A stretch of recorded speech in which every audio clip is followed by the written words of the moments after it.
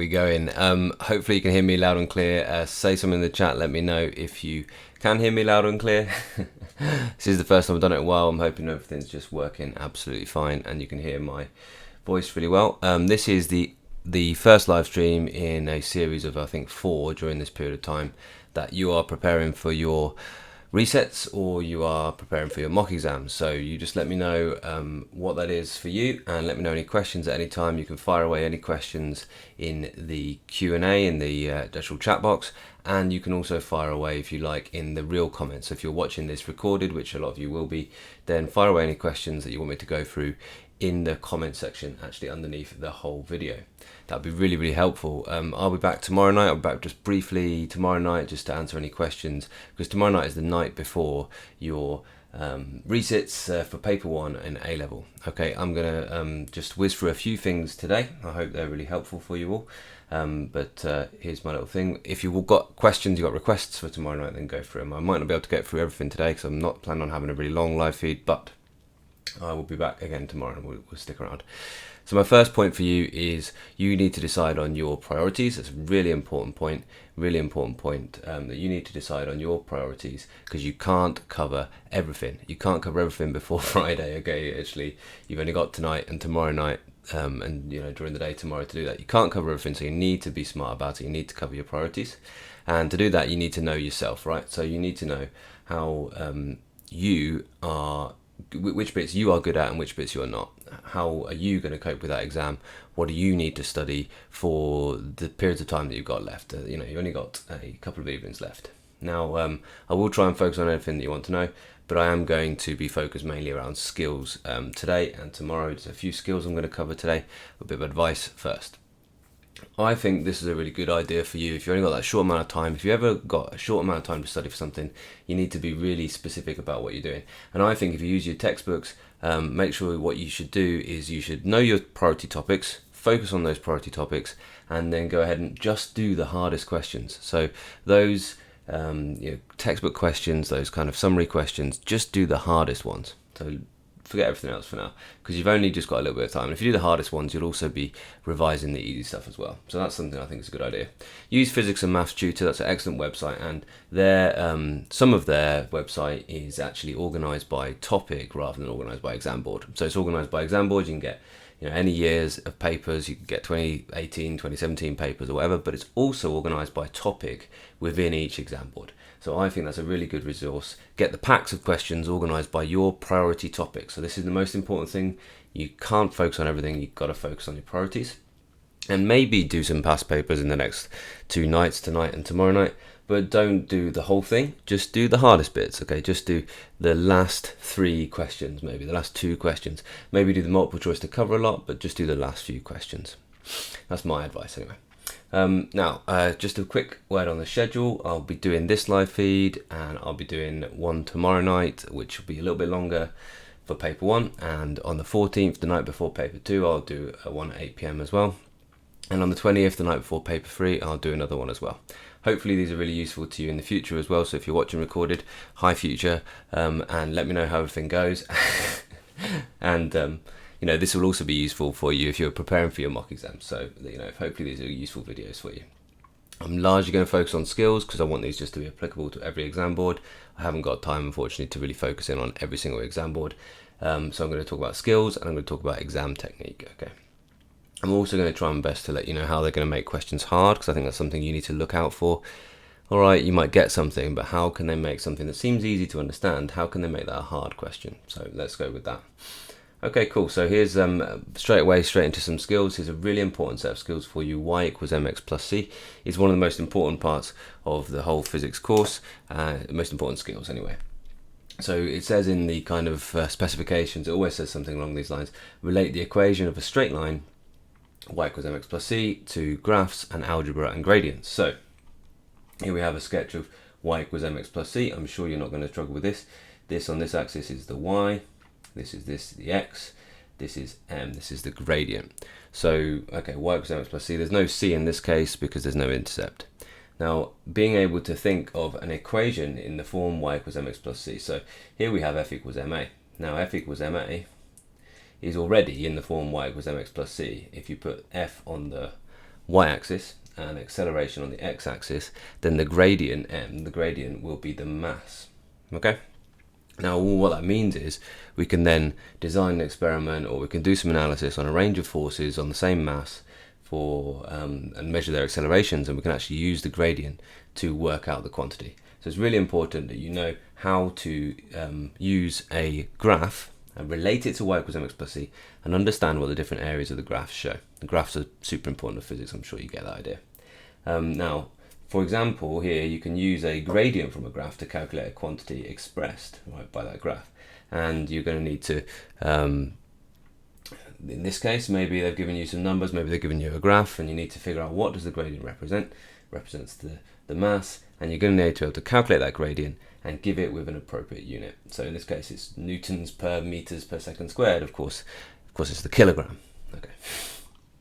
Okay, I hope that helps, but that's a really important skill.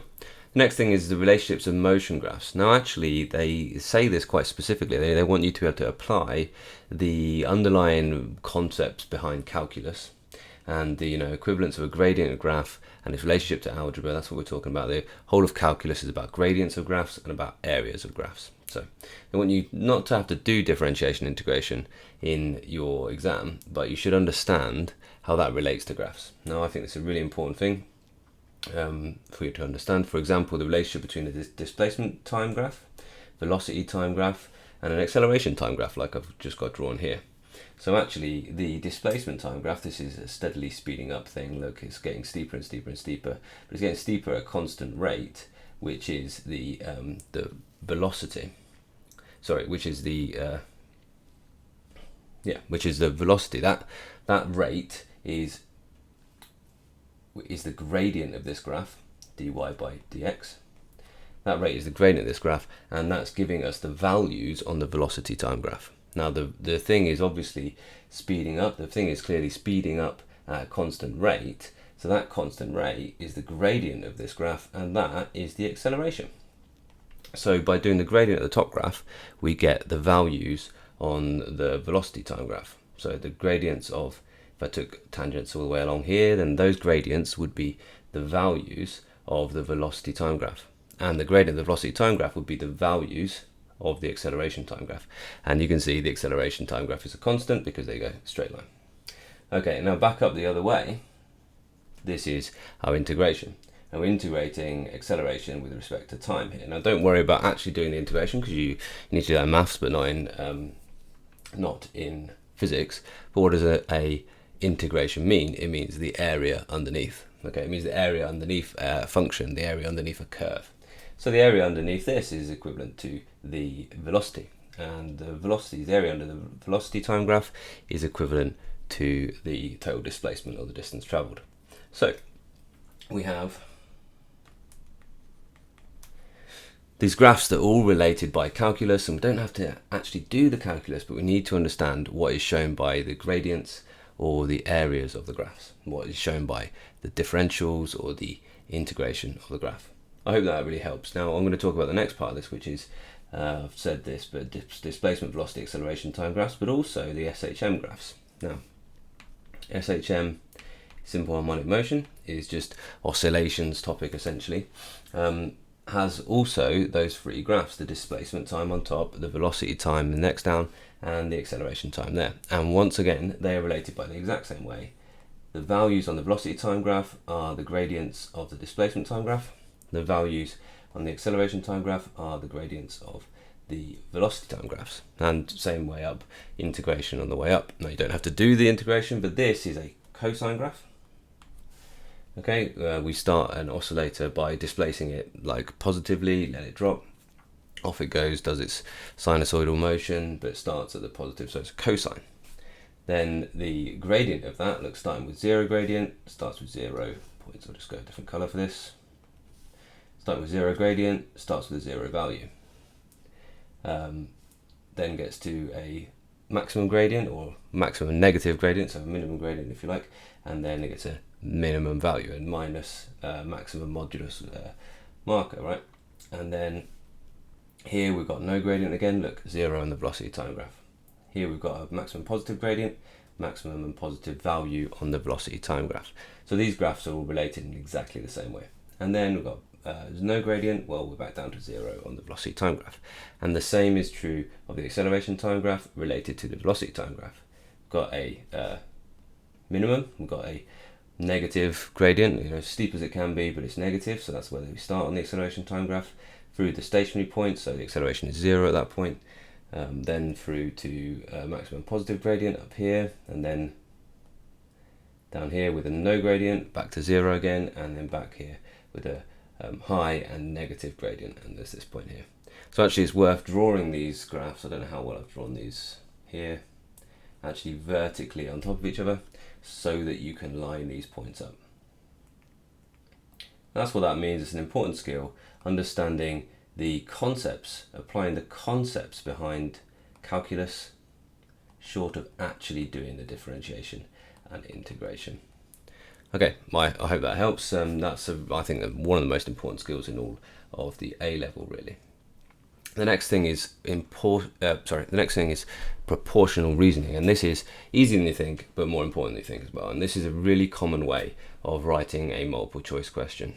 Essentially, you're going to be told some things are fixed and some things change, and you're going to be given a value by which they change, and you need to figure out what happens to the other values in the equation. So in this case, let's say they gave you the equation F equals ma. Well, you need to get that from the formula sheet maybe, and you're told the mass is fixed, but A doubles. So all you need to do is just think about putting the numbers there. Mass is fixed, so you can put a 1 where that goes.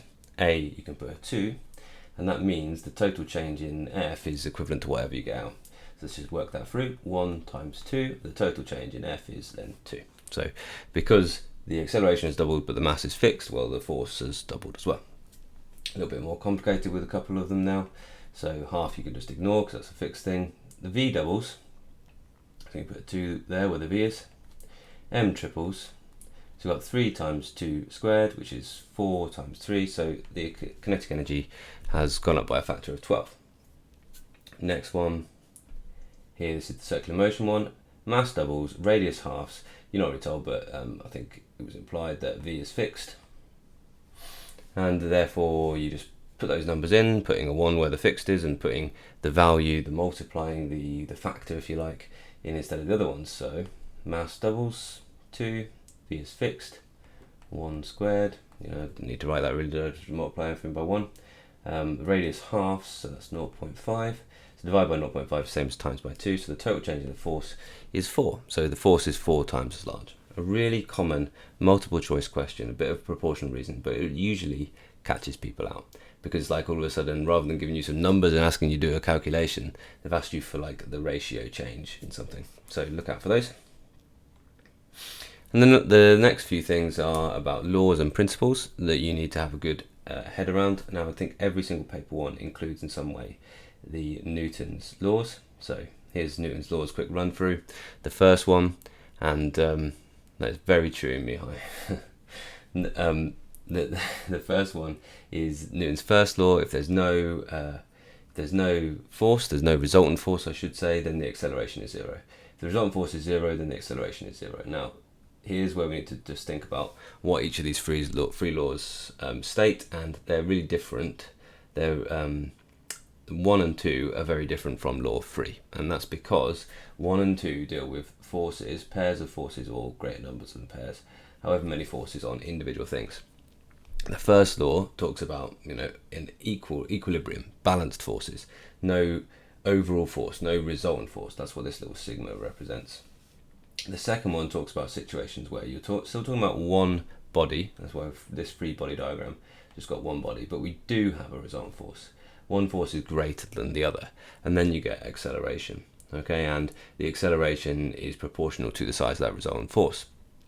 Also, we can quote this as a rate of change of momentum. But here's what the point I'm trying to make about these three laws is: these two deal with one body, one thing. Okay, they're about the forces on one body, whether or not we have a resultant force or not, and do we get an acceleration, and what's the size of that acceleration. Third law, however, deals with two different bodies. So the force from A to B is equal but opposite to the force from B to A. Okay, I hope that kind of makes sense to you all. That's that law in algebra. There's a little bit more to say about that law, but let me continue with this for one moment. It's often quoted as actions have equal and opposite reactions. So we're talking about two bodies. Okay, so here's our free body diagram. Can't just be one body in this case.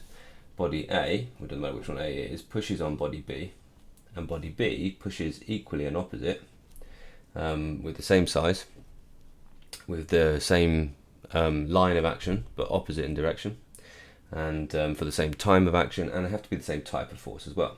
Now the point is, if you look at this pair of forces now, we have only got one force on this one body. There is a resultant force on the one body. Now, if we just now deal with it as a free body diagram, just talking about one body, that body can then accelerate. And this is where all forces come from. They arise as a reaction to another body. So Newton's third law is a different situation than Newton 1 and 2 because it's dealing with two bodies. It's dealing with two things. And you can have a resultant force with Newton's third law, and that's the important idea. I've got a question from Deep Raj. Can we use Newton's third law to explain gravitational force of energy? I think that's a little bit, I'm not quite sure what you mean by that, but yes, essentially, because the force of gravity acting on a body, that is one force on that one body. So yes, that's out there as well. I think you need to expand on that, Deep Raj, so I'm not sure exactly what you mean by your point there. Okay, thank you. The next one, and actually this is a consequence of Newton's third law, is about the principle of linear momentum. So this, I think, is the simplest way to write linear momentum. And incidentally, if you have to do momentum in 2D, then it's just as simple as this, but you have to do all the x's and all the y's. So I've got another video where I go through that one. Have a little look for that. It's much simpler than you think. You just have to include sine of the angle and cosine of the angles to make sure you're dealing with x and y separately. So in one plane, in each line, you've got conservation momentum. But I'll just deal with it in one plane just here because that's all I've really got time for right now. So this side, this is before a collision. And this side, this is after. Okay, so and you know that because initial velocity is u and final velocity is v. So you've got a situation where well, it could be any situation. This applies to absolutely any situation. And you've got the sum of the momentums before, m1u1 plus m2u2 is equal to the sum of the momentums afterwards, m1v1 plus m2v2. And they're going to need to give you everything in this equation apart from one of them. Yeah. So as with anything, you just basically can read the question and think, well, what exactly is my situation? You can work out your two momenta before, so I've got m1 and m2. They're going to have u1 and u2, for example. This is my situation before. Add all that up, making sure that you treat this direction as negative and this direction as positive. And then whatever is the leftover kind of momentum, they'll need to tell you one of these two v's, or they'll need to tell you it sticks together and moves as one object afterwards. So you have like a new mass, which is m, which is the sum of the two little momentums, the sum of the two little masses, sorry. They need to tell you everything in that, and you need to therefore work out the unknown. So hopefully we're getting the idea then. This is a really useful shortcut, I think. If you just remember that for your conservation momentum, that's the idea. It's just a case of like identifying the right thing, identifying one mass, its initial velocity, and so on and so forth. Okay, PTR's got a question. How would you need to know how to convert from meters per second to revs per second or revs per minute? No, there is no conversion between linear speed or velocity in meters per second and angular velocity, I think, which is your revolutions per second or revolutions per minute. There's no conversion that I think you're mixing two things there, because revolutions per second is about circular motion and meters per second is a like, what's the word I'm looking for, tangential or immediate speed, the speed of that 1 second. Okay. All right, hope that helps. So the last one then I want to talk about is the principle of moments. And I wanted to talk about this one not because the moments is very hard, because when you talk about individual fulcrums, it's really easy to kind of understand. You know, if you've got a smaller force over this side, then you're going to want to put the thing further away. So if it's closer, it's going to need a larger force to balance the fulcrum, right? So the force times the distance in this direction is equal to a force times the distance in this direction. But I wanted to point this one out to you because it's well worth having a little look at this again, because they can make this really, really hard the moment they start doing something which is balanced in a funny way. It's balanced, you know, and they've given you a distance which is this distance, or they've given you a distance like up the rod and the force is straight down, for example. If that's the pivot there, then all of a sudden you're having to do some trig before you do your moments. Okay, so really take your time and think about the first step to these questions is to really identify what's turning it clockwise and what's turning it anti-clockwise, and keep them kind of separate. I would suggest, even if you've got your sort of line paper, actually like put a little dotted line down the middle and deal with clockwise on one side and anti-clockwise on the other side, and actually keep those values separately. Okay, one of the things I did suggest thinking about talking to you, one of the things I will suggest talking to you about tomorrow will be projectiles, and again you should use that skill of keeping your X and Y separate. Okay, cool, we're almost done, and then I'll take any more questions really quickly, and if not, then let me know in the comments, let me know in the chat if there's anything you want me to go through before. Can you just all take the time to like this feed now, please? Give it a like. I'm waiting. Give it a like, because you know, I hope this is helpful for you. Let me know. I'm really interested to know if you guys are here because you're doing your mock exams soon, or if you're doing your PPEs on Friday. If you're A levels, let me know as well which courses you're doing and things like that. I'm interested.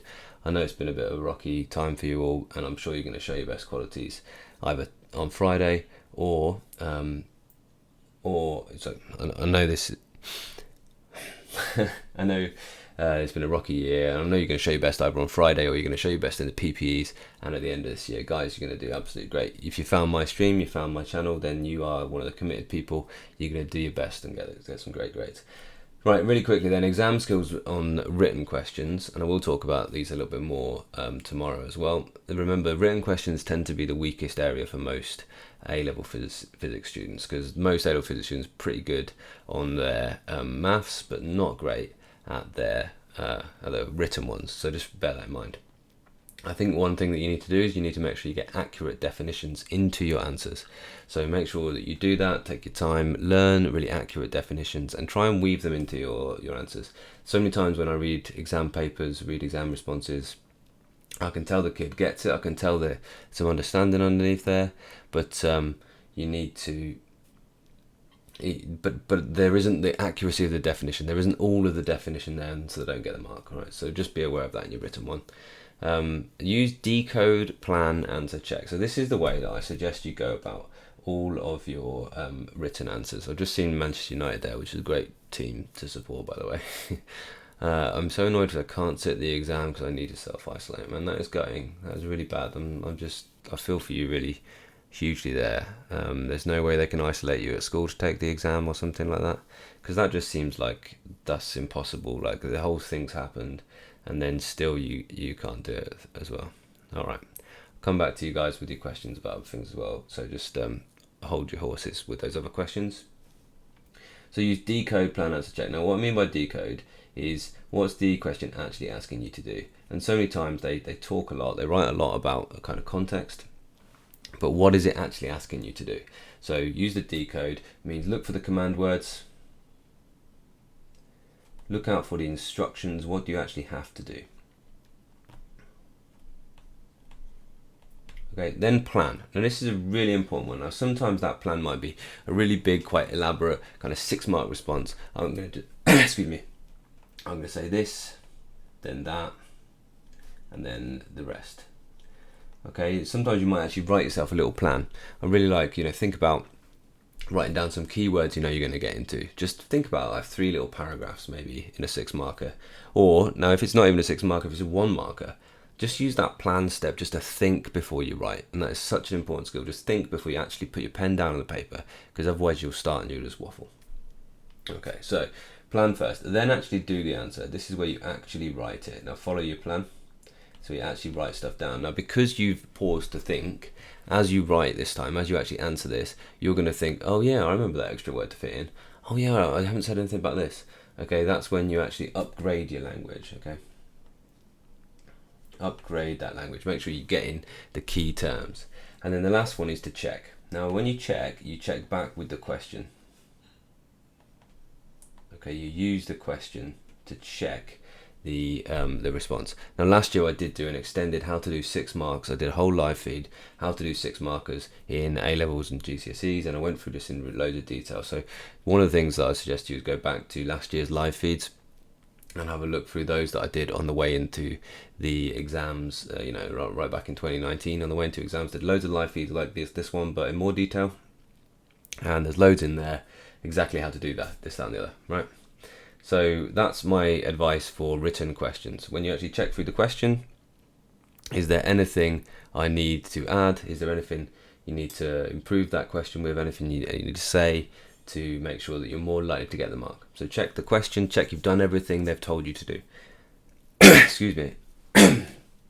Check the command words, make sure that you've covered everything you asked to do. Sorry about that, it's probably quite loud on the thing, isn't it? Okay, so last one then. The exam skills calculation questions. These tend to be the stronger areas, although there's ways that you can lose easy marks. Make sure you don't make simple errors. Use sense checking, and sense checking means like, does that make sense? Is that answer like way too big or way too small? Check your powers of 10 in your calculator, check your negatives, okay? Those two things I know, powers of 10 and negatives are what I get wrong. So when I write down, I don't know, 1.6 times 10 to the power of minus 19 joules, which is the electron volt incidentally, when I write this down, sometimes then I write in the calculator 1.6 times 10 to the 19. Sometimes I just forget to put the little negative sign in, right? And that's because I'm just trying to do everything too quick. And I know that's a common error for me. So look, make sure you know what your common errors are and make sure you check them. This is another error for me, but not as much as the other two, is degrees or radians. Make sure you just check to know whether your calculator is in degrees or radians before you do calculations involving sines, cosines and all that kind of jazz. Alright, I hope that's helpful as well. Last thing to say is about calculations is have a little methodological work through, identify the values you've got, pick your equation, plug the values in, do all that in the right order, show where you're working, all that kind of good stuff. Check your units and things like that you can do. As I said, these tend to be the strongest ones. The calculations tend to be stronger than the written ones, but make sure you don't lose the silly marks. Right. Okay, cool. So questions and answers then, have you got any more for me? I'm not planning on spending an awful long time here, but some of these I'll think about that and I'll get back to you tomorrow. So quickly, if you've got any quick fire questions and things here. Magnetism for paper 4. Magnetism is really interesting. Focus on Faraday's law, which is the EMF is equal to, Faraday and Lenz's law, the difference in flux linkage over the difference in time. So the rate of change of flux linkage, this whole idea. Make sure you get your head around that. Again, that's a really important one where they use the ideas behind calculus to understand those graphs and everything like that. So let me know if you want me to do a full session on Faraday's law at any point. I've got loads of videos on Faraday's law. If you search guerrilla physics and then Faraday's law, you'll find loads. This is the generator effect, incidentally, Grand Baller, but not for GCSE. Grand Baller, I'm going to come back with some more serious GCSE ones, so let's focus on that there if you want. Apart from this, if you type guerrilla physics and generators, you'll find loads of exam questions and things, and me talking you through generators because it's a fascinating idea. Thank you, GCSE A-level maths tutor teacher. I will check out your channel as well. I find your channel very useful. Good luck to all students. Good luck physics students. That's really kind of you. Thanks, buddy. Thanks for stopping by. I'd love to check out your channel. I'll find it in a little while. PTR, sorry to clarify, for circular motion, would the units be only rads per second and ms for the angular speed and speed? So what I'm saying is basically with something going around in a circle, okay, it has an instantaneous, that's the word I was looking for earlier, and tangential velocity, okay, and its velocity is like any other velocity. It's got a speed and a direction. It's in meters per second. Now, so that we don't confuse the velocity with this is the force. Now remember, there is always a resultant force in circular motion. We've got a mass which is going around a circle of radius r. Okay, there's the radius. I'll put the radius in green, why not? Because we can. A circle of radius r, okay, and then it has a force which is equal to mv squared over r, which is incidentally is the most important equation in all circular motion. Make sure if you're ever struggling to think what to do, it probably involves some way of working with this equation, maybe working out making that equal to a different force or something like that, a really important one. But you're asking the difference between that and angular velocity. Angular velocity is 2 pi over the time period. Okay, 2 pi being the radians in a full circle over the time period. So this has units radians seconds to the -1, radians per second, rads per second, and this v, I'll do it in red, this v here, v has units meters per second.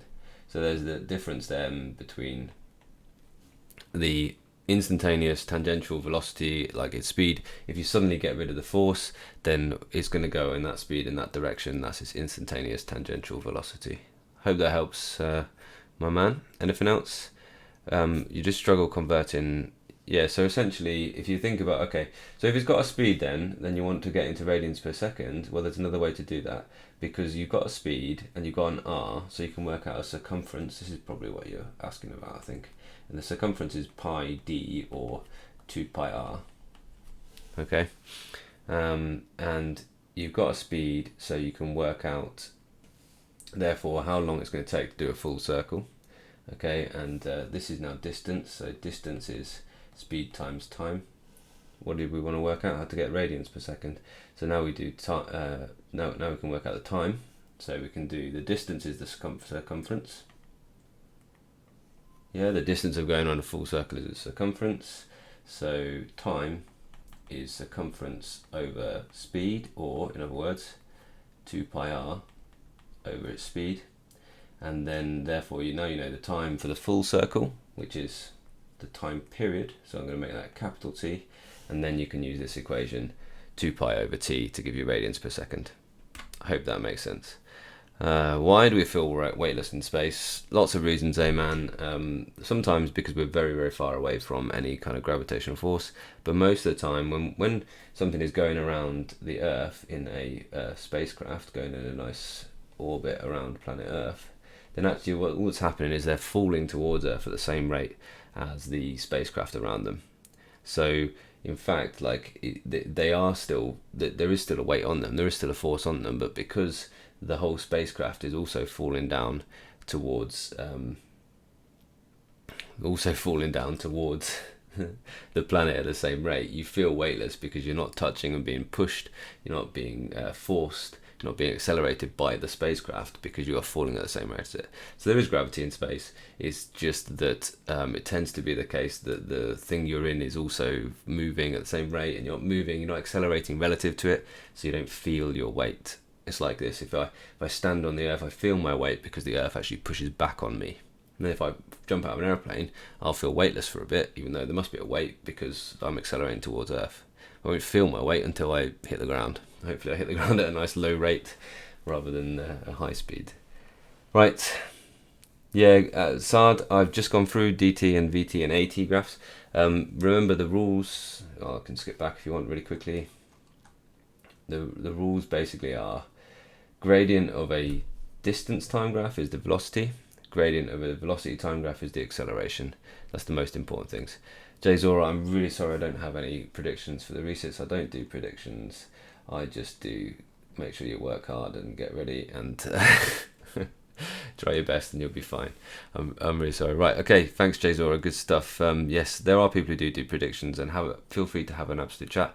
I'm going to go now. Thanks Ayman, thanks Jay Zora, thanks everyone for being here. There's loads of resources for Edexcel on my channel because I used to do that exam board. There's some resources for AQA, but there's loads of resources in general for all of A-level physics. Remember, I'm back tomorrow. If you've got any more more questions, then hit me up in the main comments. Remember, I'll be back 8th, 14th and 20th for the nights before, and if you've got questions of what to go for, then do. But you can only cover your priorities. Make sure you focus on your priorities. My 3 main tips are this one, this one and this one.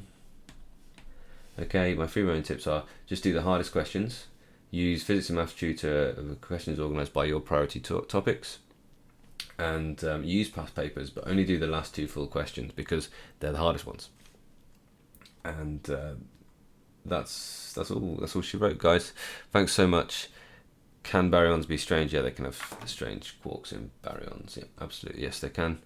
I think the kaon is, isn't it?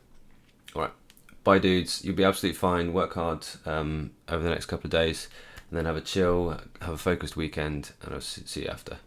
All right, bye everyone, thank you.